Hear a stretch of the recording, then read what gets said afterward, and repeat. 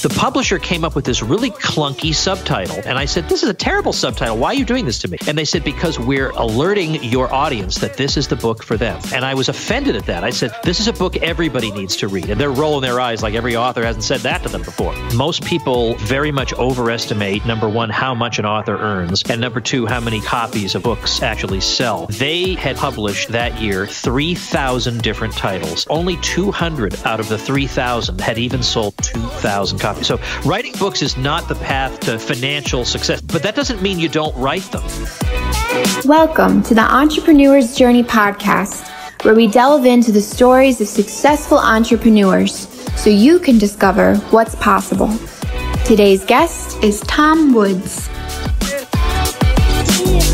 Recently, I published a blog post and a podcast explaining how I haven't handled my own email in over 12 years. Now, after I released that content, I've had people come up to me going, what do you mean? How have you not handled your email? What is that? How do you do that? Now, I've been a person who very early on realized that email is a huge time suck. Like you probably are now, I used to deal with all my email myself. I think most people on the planet still do that. Their email inbox is something they see as their own. They have to deal with it. I learned that inbox, my email inbox, is the biggest productivity killer, time suck. Not to mention it goes completely against my goal for the laptop lifestyle. If I want the freedom to travel, to run my business anywhere, I can't be checking my email 4 or 5, 6 times a day, worrying about, customer complaints or new jobs coming in. And that's what I used to do until about 12 years ago, I hired my first ever inbox manager. And that was a person who became absolutely vital to not just my business, but my life. It significantly reduced my stress. Because I think like most people, you're probably getting up early in the morning and handling your email then and possibly spending 1 or 2 or even 3 hours. Your entire morning can be wiped out just replying to messages. It doesn't move your life forward. It doesn't move your business forward. It's kind of like busy work. Or maybe you're coming home at night to the big pile of emails and you've got potential customer queries. You've got clients who are asking for things. These are important messages and you end up losing your entire evening when you'd rather be relaxing, spending time with friends or family, or even watching Netflix, whatever it is you want to do. But you've got this big pile of email that is not going to get smaller unless you go and deal with it. The next day there'll be more emails coming in, and the next day there's more emails coming in. So for me, I made sure that once I got rid of it, I never had to deal with it again. So I've had either 1 or 2 or even 3 people handling my inbox, specialists, for over 12 years now.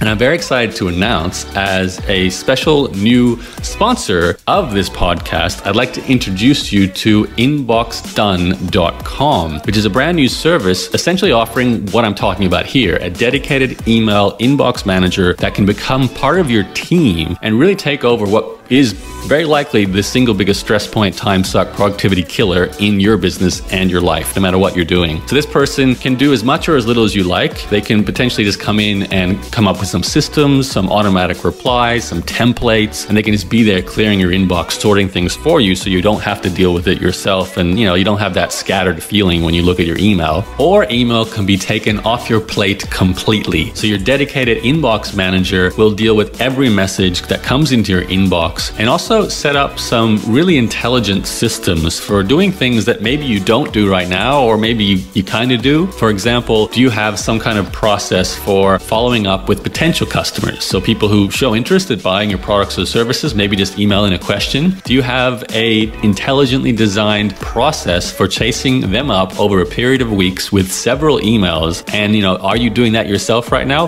Well, imagine you've got someone who handles that. It's scheduled. It's part of their job to make sure that goes out in a strategic way. The same goes for dealing with potential cancellations or refunds. So if you have a membership site now or payment plans, this person can come up with a system for strategically handling those kind of queries to reduce your cancellation and refund rate. These are just a couple of ways you can actually increase your profits or reduce your losses with a really tailored, dedicated inbox manager. This is actually, in fact, what we have in my business right now, my information product business with my blog and my podcast and all my teaching products. So if all of this sounds interesting to you, if you'd like to learn more about this service, go to inboxdone.com and you can find an application form there to apply to get your own dedicated inbox manager as well. Just a word of warning though, because of the personalized nature of this service, they can only take on a few clients each month because you do get your your own dedicated inbox manager. So that person is specially trained, and that takes time. So they have a limit to the number of people they can take on board each month, and really it goes to the best applicants. So do a great job applying, and obviously if you're a great fit for the service, you will get your own dedicated inbox manager, and email could be taken completely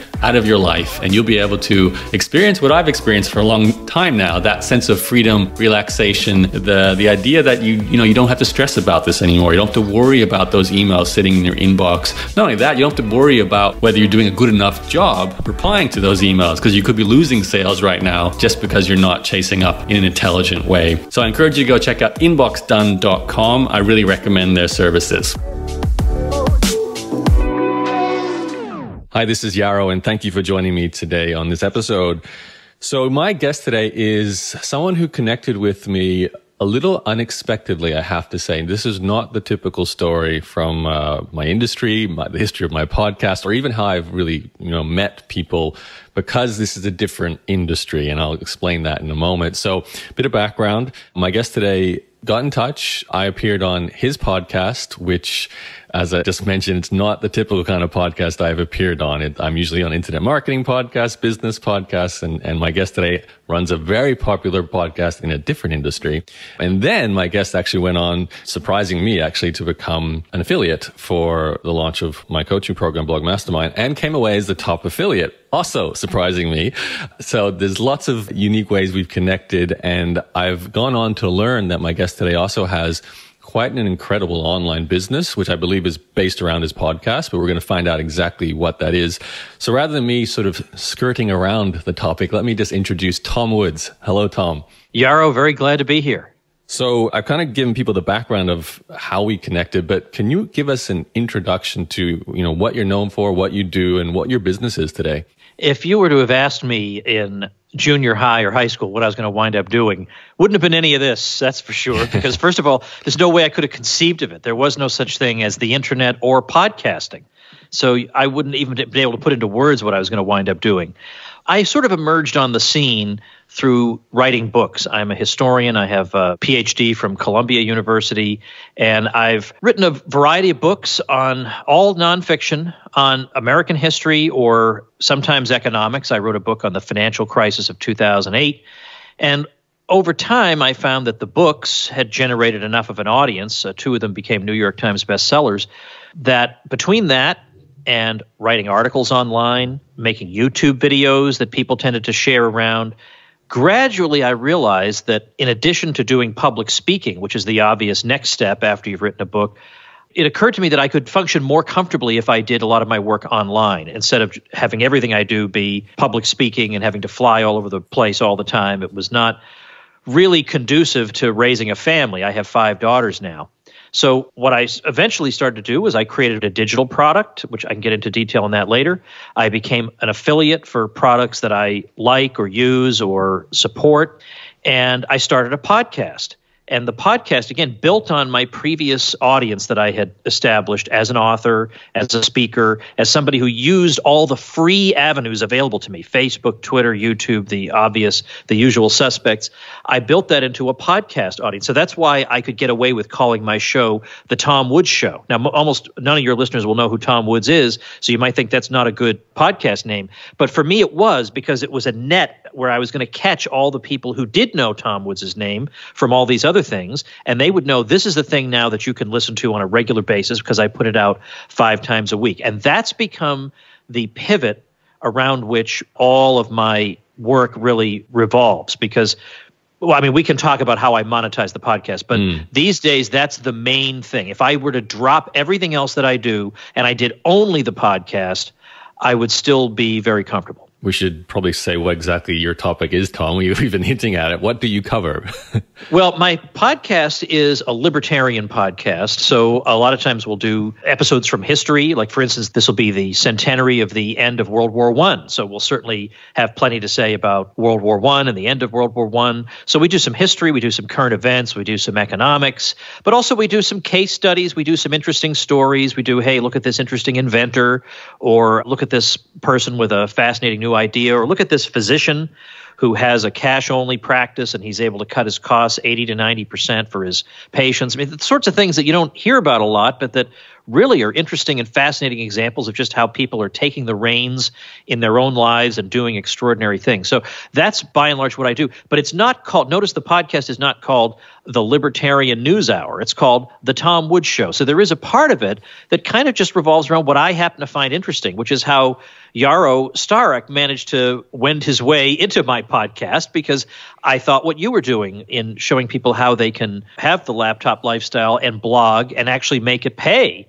Well, I think that's fits in very well with what I'm trying to talk about in general. So in you came. So I'm able to do a variety of topics. And even if occasionally I hit something that's a bit eccentric for most of the folks, they're pretty tolerant, given that I've done over 1,200 episodes up to now, and they haven't had to pay for any of them. Mm-hmm.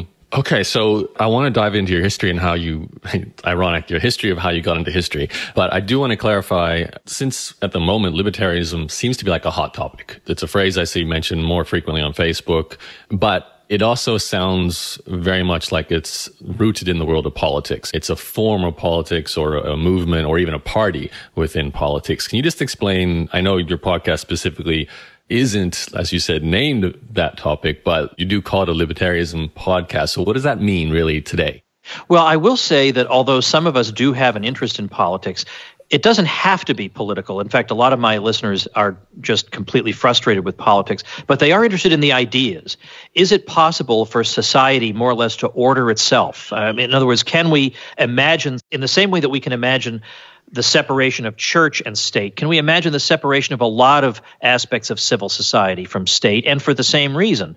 And how would that work, and what would that look like? Is it possible for all of the relations we have with other people to be entirely consensual? And so that's what we do. Is a lot of times we'll take hard cases, and I even have one professor at an American university whom I bring on whenever there's some weird case, like what if Martians came to Earth, and what rights would they have? And he's thought through all these sorts of things. So sometimes we do geek out a bit, just again trying to think about what would the world look like if all our relations were consensual. Because in other words, when you're raised as a kid, you're taught don't steal things that belong to the other kid, and that you have the right to use a thing that belongs to you. Just don't hurt other people and don't take things that belong to them. And we take that principle that we all agree on, but we take it very, very seriously, and we want to apply it across the board. And in terms of politics, well, there is, of course, in the United States, a libertarian political party.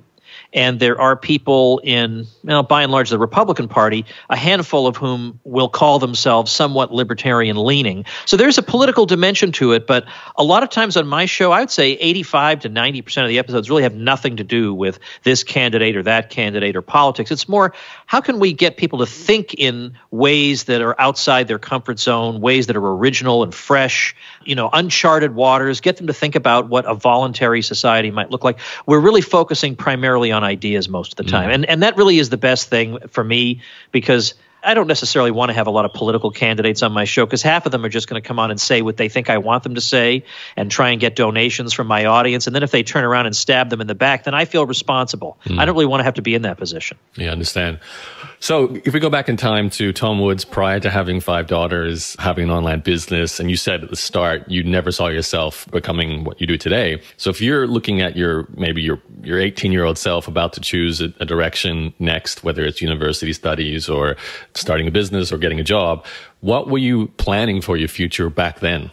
Well, I did think that I was going to go into math, actually. I was fairly certain of that I was going to do mathematics in one way or another. I'd been the captain of the math team, heaven help me, in high school. That's the path to popularity, by the way, yeah. For anybody listening. Any young people, make sure you're the captain of the math team. Doors open for you socially. Anyway, so I thought for sure that's what I would do. And by the time I got to college and I met the other math majors, I began to wonder if I was really cut out for it, because in their spare time, I'm not kidding you, in their spare time, they would read books about number theory, things like that. Whereas in my spare time, I was filling in all the gaps in my general knowledge. I would read books on history and related fields, just because I thought that as an educated person, I ought to know these things, and darn it, I don't. And I thought, I don't know if I'd be able to keep up with people who never stop. If all they do is their field and they never, ever stop. And I wondered about that. It wasn't that I was getting bad grades or anything. I was just wondering, is this sustainable for me? And do I have the same fire that these people have. And then I began to think, maybe I don't. And then I said, in the meantime, these other things I've been reading about turned out to be pretty interesting too, namely history. And so what I had been doing in my first year of college was I thought, well, let me get all these requirements out of the way. I'll take a lot of history and I'll knock out a lot of requirements. Well, then I realized, well, hold on a minute. Wait, if I major in history now, all these history courses I took now count toward my major, and I am now swimming in a sea of electives. So there are all kinds of reasons to switch over to history at that point. But I also felt like I like to be engaged in the world of ideas, and you can certainly do that more in the discipline of history than you can in math. So you graduated with a history degree? I did, and I went on and got a PhD in history. So I've gone through every hoop. I've written a dissertation. I've published history books for academic publishers and for popular publishers. I've published peer review articles and newspaper articles. Whatever there is to do, I've done it. So does that mean your income source after you graduated and so on was primarily from academia? You were teaching and writing and professor, that sort of thing? That's right. I was in academia for about 7 years, and I did make a reasonable income from book royalties. And that, by the way, is highly, highly unusual. Most people very much overestimate, number one, how much an author earns, and number two, how many copies of books actually sell. I think people think if you write a book, you're going to sell millions of copies, and almost nobody sells millions of copies of anything, certainly not nonfiction. Forget about that. You would be shocked at the numbers in terms of sales that are necessary to be a best-selling book. So, for example, my best-selling book probably has sold a shade under 250,000 copies. Now, to people in my field who are in publishing, they find this astonishing. I mean, I don't have a nationally known name. I don't have a television or radio program. How have I done this? Whereas people, let's say that I visited Christmas time in my family would hear that and say, oh, gee, I thought it was more. Wait, hold on. You don't realize what an achievement this is. This never happens. In fact, about 10 years ago, I was talking to somebody at, well, I guess I probably shouldn't say the publisher, but a very, very big publisher. And they had published that year 3,000 different titles. How many of those 3,000 books that company published that year, how many of them sold more than 2,000 copies? Answer, only 200 out of the 3,000 had even sold 2,000 copies. Wow. So writing books is not the path to financial success. Now, for me, it was. I made a fortune, a small fortune, especially with my two really hit books. The one I wrote on the financial crisis called Meltdown was also a big, big seller. But that doesn't mean you don't write them. As I'm sure you would also want to know, they can open doors for you that aren't just financial or that are indirectly financial, because they do open up media appearances, and there you can promote other things that you do. Or they open up speaking engagements or consulting gigs or all kinds of things. And plus, having a book, for what it's worth, gives you credibility that you don't have otherwise. So there are plenty of reasons to do it. Just go in with your eyes open and don't plan on, retiring on the royalties. I mean, how many people are there out there who they went out and they got their book published and they still have 3,000 of them in the garage? Which is your first book, Tom? First book I wrote was called, in fact, I'm not sure it's in print anymore. Which is the one that sold 250,000? The big one, that was my third, my first really big hit one was called The Politically Incorrect Guide to American History. Now, if only I had had the marketing genius to have come up with that title and could take credit for that. I could not take credit. The publisher of that book approached me and said, we have a title for a book, now we just need the book. Right. And I heard that title and I thought, see, that title intrigues you. You think, well, what is this going to be about? So I thought, I would be crazy not to do this. If I didn't do this, I would be like those record company executives who told the Beatles that groups with guitars were on their way out. That was the dumbest mistake of my career. So I did do that, and that sold really well, got in the top 10 New York Times bestsellers, was on the list for 12 weeks, got me a lot of attention, favorable and unfavorable. Right. And that was also a lesson, by the way. If you do something controversial, you're going to have people who dislike you. And I was so naive in my early 30s. I felt like, well, if people just look at what I've written, they'll see I'm sincere, I'm educated, I have sources for what I'm saying, and they'll at least respect me. I mean, this seems so quaint that someone would believe such a thing. So I did take a lot of abuse, and I was wondering how much this would affect me. And then I realized that the people who love you just love you, and they're going to remember your name tomorrow and the next day. The people who dislike you because of a newspaper article they read about you have already forgotten who you are by the next day. So as a young kid, I was concerned that I got negative book review. You know what? People have so many concerns in their lives. The fact that you got a negative book review doesn't even register in the top 1,000 of things people care about. So true. It's hard to separate the ego from those things, though. So can we paint a picture of your early 30s? Sounds like by then you've already had some success in academia. You're cementing yourself very much as a political historian, American history. Is that sort of the right subject there? That's right. Yep. And I'm guessing by then you're probably starting to make this family of yours, your 5 daughters, and you've met your wife and so on. Has the internet entered the picture at all? Have you, beyond writing books, has there been any inkling of starting a business yet? Or is it still, I'm an academic? Definitely not starting a business. I did realize to me, the impact of the internet was it helped me sell books. That was as far as I could see. I couldn't see past that, but that's at least something. I mean, at least I understood that potential, because although I didn't get on a lot of major media. I mean, I've been on television a bunch of times and I've done a lot of radio, but I'm not a television personality. So I knew I had to use other outlets to reach people. So I could write on, libertarian websites that had a large reach, or I could get my speeches recorded, put those up on YouTube. That's one thing I'm definitely good at, I will have to say, is public speaking. And I know that just from all the testimonies I get. And if I could put those on YouTube, people would find me organically. They're looking up some topic, and then I'm one of the recommended videos, and they watch, and then boom, they're with me forever. They're a goner. They love what I had to say and how I said it. And so I realized that YouTube, that was free. It boggled my mind that there was an outlet whereby I could convey my ideas for free. And so, but at that point, I still was not thinking about a business. That came only because of sheer necessity. In 2010, for a number of family reasons, we had to leave where we were, and we moved to a place where I didn't have a regular salary. I was going to just be a freelancer. And there are a lot of great things about that, but there are a lot of terrifying things about it. I had to, again, go on the road a lot, or I was doing different things to make money, but the problem was you never knew I'd have one month where I'd get a bunch of invitations, and I would think I better take every single one because maybe next month I won't get any. But then the next month would come along and I'd get a lot, and I just didn't know what the right thing to do was, and I was second guessing myself, and I was making myself crazy.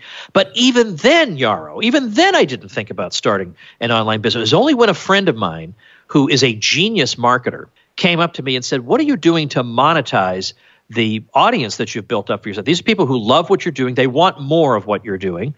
And I said, "Well, I have the Amazon affiliate program on my blog, that brought in like $50 a month." And he's just putting his head in his hands like, "Oh my gosh, I mean, what are you, 7 years old? Do I have to do all the thinking for you?" And it was at that moment that I realized that if they like my books, maybe they'll like courses. And courses are a great digital product idea, especially if there's a recurring aspect. If I keep adding material on a regular basis, I can make a recurring membership site, and therefore I can have a more sedentary, relaxed lifestyle, because now this can substitute for a lot of the income I had to bring in by flying all over the place. So before you talk about that very exciting topic of courses and membership sites, I love that subject, as you know.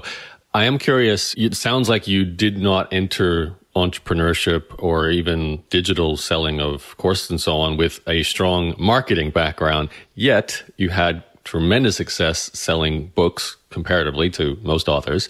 Can we clarify exactly, the obvious question, how did you sell so many books, but also what did your online presence look like before you do what you do today? Because it sounds like you already had a blog to sell the books, you were getting into YouTube, so you obviously were at least aware of online media. You just hadn't connected the dots to build an entire platform online around your content. Is that correct? Yeah, that's about right. Now, in terms of how I sold a lot of books, well, look, I had a tremendous publisher that had a great marketing arm that got me booked on a lot of media. But the thing is, that alone is not enough just to get booked on media. You have to perform on that media.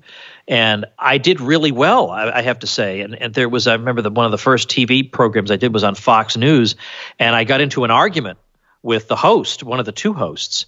And after it was over, I thought, oh, no, this is a disaster. I got into an argument with the host. And the publisher said, "What is the matter with you? That's what you want." Because that makes interesting TV. If they're just gonna nod their heads at you the whole time, that's not interesting TV. And I realized, aha, I really thought I had made a big mistake by doing that. They said, no, that's what you should do. And they would say things like, look, you have to also remember there are a couple of 100,000 books that come out every single year. The competition you face is so immense as to be preposterous. You have to be not shy about promoting those books. So I did that. I knew to mention the book, always mention the book, or make a free chapter of the book available. So at the end of the interview, you can say, you can get a free chapter of the book at blah, blah, blah. So then they have to enter their email address. Aha, right? Yep. And then you just follow up. Hey, did you like that chapter? Did you like that chapter? So things like that worked. But also it just became a matter of finding every outlet you could. Give a speech here. Inquire with C-SPAN if they'll do a book TV. C-SPAN has been so great to me. They've done book TV events with me at least half a dozen times. They're just wonderful people. By the way, I'll tell a funny story. I was at a book signing at a major bookstore in the United States. And I showed up to do the book signing, and they said, okay, here's your book signing, and C-SPAN will be right over there for your remarks. And I said, I'm sorry, I beg your pardon? My publisher had forgotten to tell me that a television crew was coming and that I was expected to deliver remarks. Well, no one told me that. I had to get up there and spontaneously speak for an hour with zero preparation. And it turned out that was one of the best presentations I had ever given, because I was really on the spot and I had to deliver and there were no notes. You got to just fly blind. And from that moment on, I pretty much chucked my notes as a public speaker from that point on. But it really was a combination of, again, using every avenue at your disposal, building up social media, but also kind of trying to get into the heads of your potential readers. What pain is my book going to solve? I mean, you know very well that when you're promoting a product, you have to think of what is the pain point. It's not so much, here are all the great things in my book. It's more, what is this going to do for you? How is this going to solve your problem? And books, the trouble with books is, unless these are books about how to cure a disease, chances are you don't really have a pain associated with U.S. history, right? Right. It's very hard to think of what the pain point would be. So the way I would do it is I would say, look, I know a lot of you guys like me have unconventional opinions on a lot of things. And sometimes that's kind of cool. And other times it's really lonely. And you feel like you're the weirdo at the water cooler. That you show up at the water cooler, everybody clams up because they don't want to hear what you have to say. Or you find yourself constantly outnumbered and outgunned. And I can give you information that'll at least, get a productive conversation going with people and get them to think. And you won't feel so isolated anymore. So that's how I didn't say, oh, and then I've got a chapter on World War I, and then I have a chapter on the Cuban Missile Crisis or something. I didn't do it that way. I did it more of, I'm like you and I are nerds. And we're weird nerds. We have different opinions from everybody. And sometimes that can be isolating. And I think this can help you break the ice a bit. That's not how most people sell history books, but it worked. No, so you basically sold history books as a tool for coming up with commentary, feedback, even a counter argument to back up your point of view, which might be seen as a little bit unusual. And that's because your own background and your own point of view, like you said, you got into an argument on television. I guess I have to ask you this. What's an example of a point of view that might be considered more controversial that you and your readers, your audience have, that, just to clarify for my audience? Yeah, sure. Okay. Well, there's two that kind of meld into each other. The Great Depression is a huge topic, of course, in U.S. history. And the question always is what caused it? And then what made it go away. And on both of those things, my readers and I have views that are, becoming less unconventional now, but certainly 10, 15 years ago, they were quite unconventional. Because the traditional view is that laissez-faire, free market economics run amok caused an overheated economy, and then Franklin Roosevelt fixed it. But what we argue is that, to the contrary, if only we had had a free market in the 1920s, what had actually happened was that the Federal Reserve, the central bank, had pushed interest rates lower than they should have been. And this generated an unhealthy credit bubble that eventually burst. It wasn't that this credit bubble just spontaneously appeared from nowhere or was caused by greed. If it were caused by greed, we'd always have bubbles, right? I mean, why would there be a bubble at that particular moment is the real question you need to answer. And so we're making that claim. And then secondly, in the 1930s, the U.S. unemployment rate was in the double digits all through the 30s. I mean, this thing just would not go away. And this was the first major downturn where the U.S. government really threw everything it had at it. And it just took so long to emerge from it. So we're arguing that that's not a coincidence, that, they tried so hard and it just didn't work out, but their intentions were good. we're arguing that the sorts of things that they did actually tended to prolong it. And that's not what you're typically taught in a textbook. But in the professional journals now, among economists, you do actually see more and more saying, well, on second thought, let's go back and look. Some of this stuff was counterproductive. So saying things like that, you're going after some of people's favorite presidents. You're going after the way they look at the world. That is controversial. I see. Okay. Interesting. Yeah, I totally understand this idea of not being able to find a pain point or a customer avatar for your book's topics. I would actually almost say initial inspection, this is a form of education entertainment, but not, as you're describing it, a way to arm yourself for discussions, right? To back yourself up, which is definitely a different positioning. And I've seen that actually with quite a few of your pop-ups. I think one, I was just visiting your site before, you've got one regarding the current gun debate and how to present a point of view on that, right? That's right. Now, by the way, sometimes my rhetoric, now in my books, it actually depends on the environment. If I'm in a scholarly setting, I will blend right in. I'll be just like any other PhD on the panel.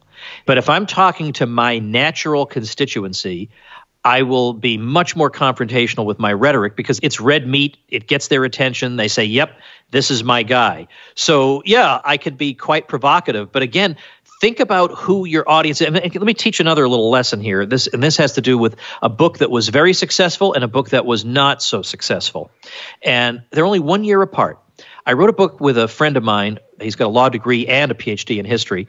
And we wrote a book called Who Killed the Constitution? And that's a great book. I'm really proud of it.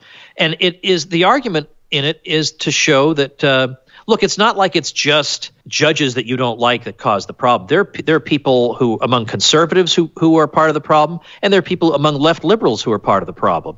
And so really there's a lot of blame to go around. So we went out and pushed this as a book that's a book for everybody. Look, because it blames everybody. It's for everybody. And that book for everybody didn't sell to anybody, okay? Just didn't, because we had not identified who the audience. Of course, every author wants his book to be read by everybody, but let's face it, that's not going to happen.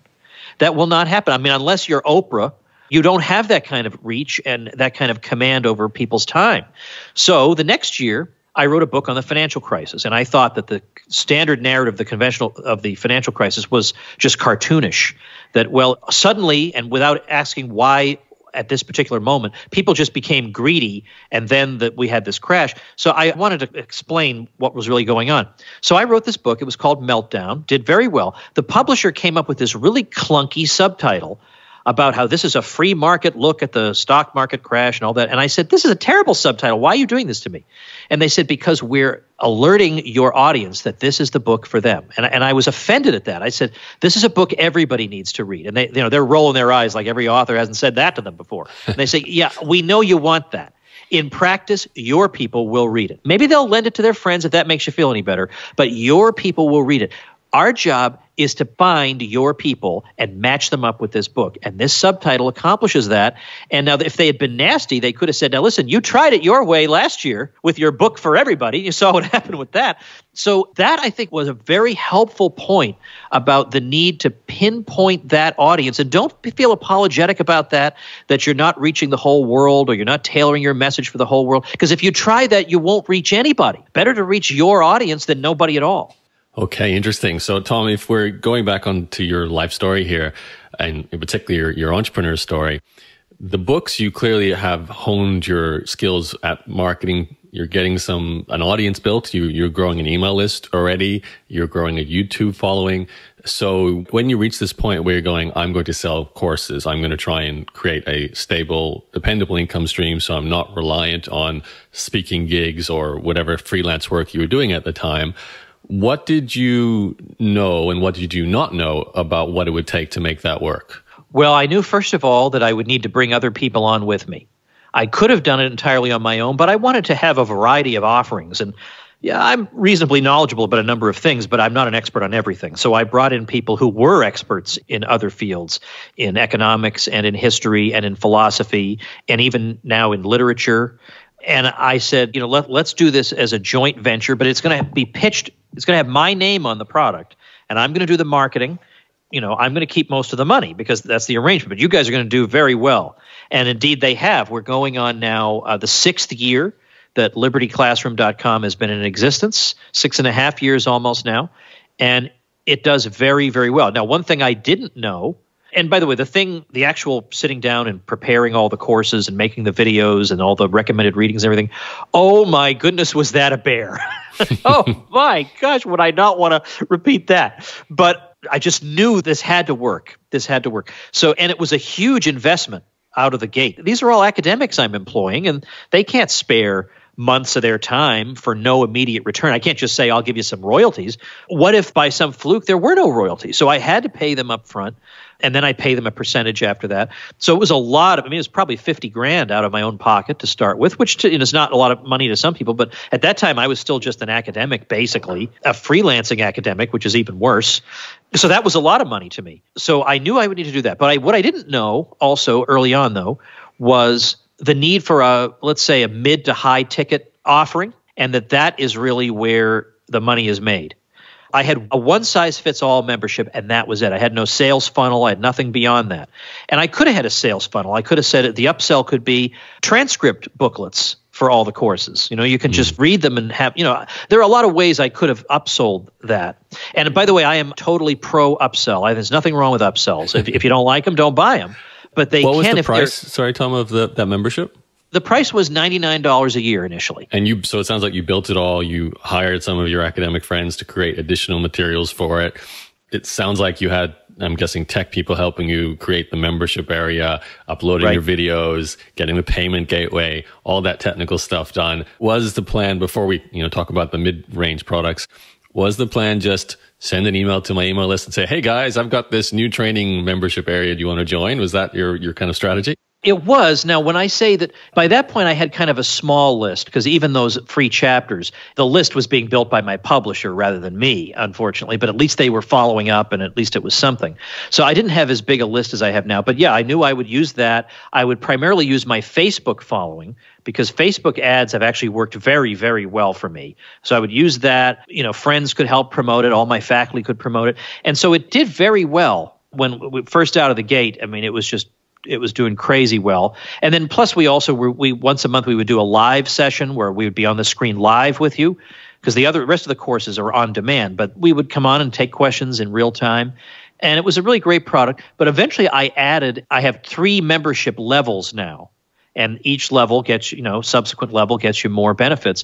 But I have a $497 level that when I have a Black Friday deal every year, that thing, when I give a discount for that once a year, that thing sells so insanely, I almost didn't know what to do. I just couldn't believe that this was my life, that so many sales of that thing came in. So I would say, first of all, don't feel like you can't start until you have a whole funnel in place. Get your product up there, get your landing page, give away or sell that product, build your list, and go right away. Then later you can get into fancy funnels and stuff like that, but at least get started. Because I'm glad I got started. I'm glad I didn't wait 3 extra years until I got my funnel in place. At least do something. Can we talk about those 3 extra years? So you go out the door, you've got a product, you've got books, you're building an audience. It sounds like you're also starting to grow your own email list, which I'm assuming is sort of coming together because you're doing the YouTube videos. We haven't even mentioned a podcast yet. That's obviously coming up at some point here. When did it turn into, or how did it get to what it is today? Can you bring us through those remaining years? Yeah, sure. Because then on the side, I worked on yet another project, which was, Liberty Classroom, the idea behind it is it's kind of meant for adult enrichment. And I know there are some homeschool families that use it, but it's mainly aimed at adults who just want to learn a little more in their spare time. But I did actually work with a well-known politician in the U.S., Ron Paul, on a homeschool program. And I created some courses for high schoolers for his homeschool curriculum. And so I created probably 400 videos, which is an exhausting thing. It took me 2 years, from covering Western civilization from antiquity all the way up to the present. And then I did a course on government as well. So it was the most overwhelming project I've ever undertaken. So that generated some income, but it mainly generates it through the affiliate program, because it's $250 a year. I get a 50% commission. And I set up a landing page. And here's an example I think, of a successful landing page. If you look at ronpaulhomeschool.com, that's mine. That's not theirs. That's my landing page. There's only one thing you can do on that page. Click to join, and it'll click you through with my affiliate link cookied in there to the sales page. I give bonuses away. So this is how I have done really well as an affiliate. I give complimentary bonuses. What do you think I give these kids as a bonus? I give them membership to Liberty Classroom as a bonus. Why not? I already have a digital product with additional courses in it. Why not include that? I send them one of my books autographed. I created an extra course just for people who join using my link. So I do that sort of thing. And also, I like the headline on that page because, again, as you say, I don't have training in marketing, but I've learned. I'm a voracious reader and learner. And I think 10 years ago, my headline would have been something about what a great homeschool curriculum this is. And that's not what I did. I thought, what is the pain point here? And for a lot of homeschooling families in the U.S., the pain point is my house is a wreck, my kids are running amok, I can't keep up with anything, and I'm losing my mind. And so my headline is not, hey, here's a really great homeschool program. It's, if you're a homeschooling parent, you're probably working too hard. That's my headline. And then I get into, hey, your kids are going to get an outstanding education and they're going to learn how to start a small business and they're going to get an entrepreneurial angle on things.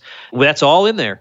But the thing that catches their eye is I'm going to save you a lot of hours because this is a self-taught curriculum. And so learning to find the pain point and just kind of rub salt in it and agitate it a bit and then say, but we've solved it for you. That, I'm telling you, living proof that works. So in other words, I've branched out into offering other things. I've learned how to do well as an affiliate. You mentioned my podcast. I'll say that as an affiliate, one thing I do on my podcast is I realize that anybody who's smart enough to learn how to listen to a podcast is at least potentially somebody who might want to start a blog someday or might want to start a website someday. And so I'm an affiliate of Bluehost, web hosting. And I say to them, all right, if you get your web hosting through my link, I'll do a bunch of things for you. I mean, I started a Facebook group, private group, just for people who use my link. And it's a mutual help group. So if you ever have trouble, and you will, you've got people there who want to help you. And it's a great community. I've got hundreds of people in it. Or I will publicize the real problem is you start a blog, nobody visits. But what if I told my many listeners about your blog? I bet you I could get you a boatload of free targeted traffic, which is worth its weight in gold. And so I have a couple of other benefits as well. So, of course, people think, well, why would I do anything other than join through Tom's link? Because, yeah, that's the biggest pain point when you have a blog. Where's the traffic going to come from? So I offered that as a bonus. And Bluehost loves me. They sent me the most beautiful wine basket with gifts last year at Christmas time. I do really well, but I feel really good about it because it does help me and it does help them, but it helps my listeners so much because it gets them over a really big hurdle. So again, I focus on what's the pain point. It's I went to all this trouble and nobody's visiting. Okay, so in the sort of last 5-10 minutes we've got, Tom, can you give us a summary then of what your business looks like today? It sounds like it's a podcast, it's affiliate marketing, it's books.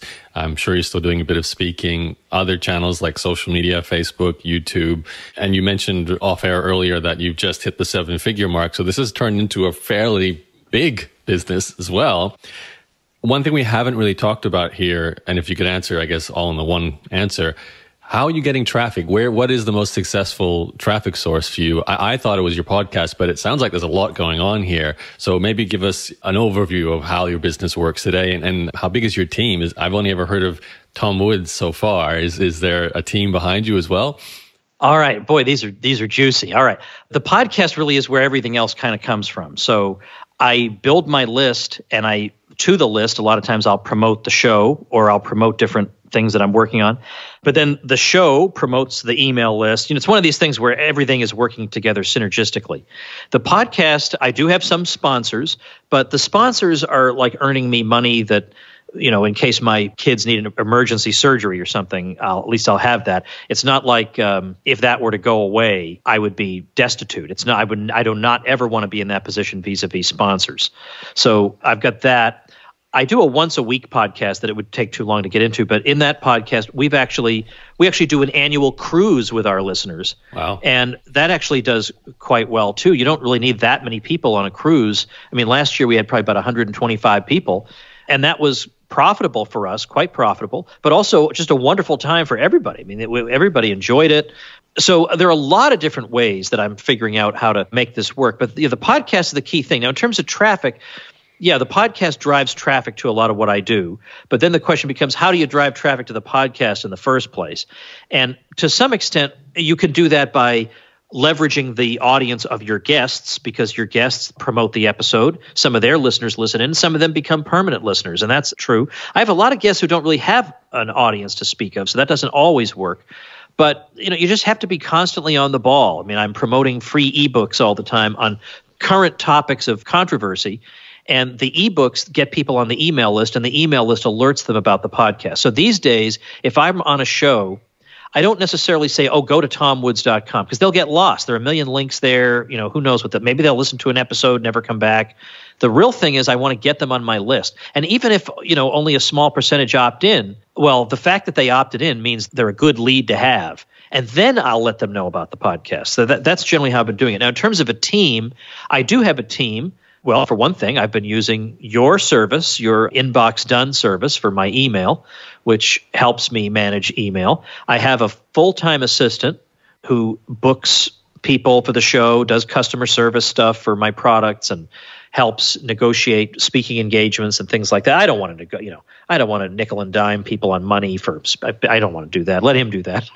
But I have an audio guy who does my audio. I have one or two tech people when something inevitably goes wrong and I can't even speak the language to figure out what the problem is. Those people jump in. I have a transcriptionist who transcribes every single episode, and I give that away as a premium to people who financially support the show. So, yeah, I've got a pretty decent team, that's for sure. And they're just top-notch, super reliable, wonderful people. And then now and again, I need a freelancer for a small job, and I'll do that. I have a graphic designer now who will do quick graphics for me. But when I need just something super fast done, I can go on one of these amazing freelance sites all over the world. In fact, last year it was Thanksgiving, and I needed something done for the next day for Black Friday. And I thought, I don't want to make some poor American work on Thanksgiving for my stupid project. So I went on freelancer.com, which is almost all foreigners. And I had somebody from Egypt who, they're not celebrating Thanksgiving. It's just another day for him. And I felt a lot better doing that. And he did my project, in like an hour, and it was all set. It's amazing. I mean, it really, the world we live in is just to be given thanks for every day. I love that. I love the interconnectedness of the internet. Tom, one more question before we wrap it up. What is a day in the life like for you now? It sounds like you're at home with your kids. I guess I don't know where exactly you are in the States, but it's going to be Florida. Florida. Okay, so you're sort of mid-afternoon. How do you live your life right now? What is your average day or average week? Well, I do my podcasting recording almost exclusively in the morning. And then I'm typically doing I have two email lists, because I have one that's, for libertarian listeners. And the other one is for is for internet marketing, for people who kind of want to do what I do. And I give them a lot of tips and product recommendations and bonuses and things like that. So I have two email lists, and I try to mail them. Now, with 5 daughters, it's not always possible, but I actually try to email those lists once a day. And it sounds like a lot, but it works, because even if people unsubscribe, well, then you're getting down to your core people who really love what you're doing, who, when they see your name in the from line, they're going to open that email. That's really where you want to be. So in the afternoon, I'm doing emails. And then if I have, like right now, I went out and swam with the kids. It was about, 1 in the afternoon. I went swimming with them for about 45 minutes. And then I came in here to talk to you. So it's very, very flexible. I can do things when I want. On the other hand, there are times when there's a real rush. There's some big project going on. I got to work late at night. But, I can work from anywhere I want to. And I work with people I respect. And I get to talk to interesting new people every day. And I have people who don't like what I do, and I understand that. It goes with the territory. But I have so much support out there from wonderful people who send me such wonderful testimonials every day about how I've helped change their lives, and either in the way they think, or just the other day I had a musician. I'm getting this guy on my show. I had a musician write to me. I mean, musicians oftentimes struggle to make an income, and music teachers in particular. And this guy said, thanks to you and the marketing side of what you teach, because that's why I had you on, Yaro, because I also do a little bit of that on my show. He said, thanks to you, I now have 1 million views of my guitar lessons, and my business is just running like crazy, and I have you to thank. And he said, I'm going to be sending you money every month as long as I live. Well, that's not entirely necessary, but I appreciate the sentiment. All right. So, Tom, if people want to check out all the different things, or maybe the top 3 of your websites, your online presence, where should you send them to? All right, let's see. Well, let's do tomsfreebooks.com. And those are controversial, I warn you. But then where would the fun be in life if we didn't do that? So tomsfreebooks.com would be the first one.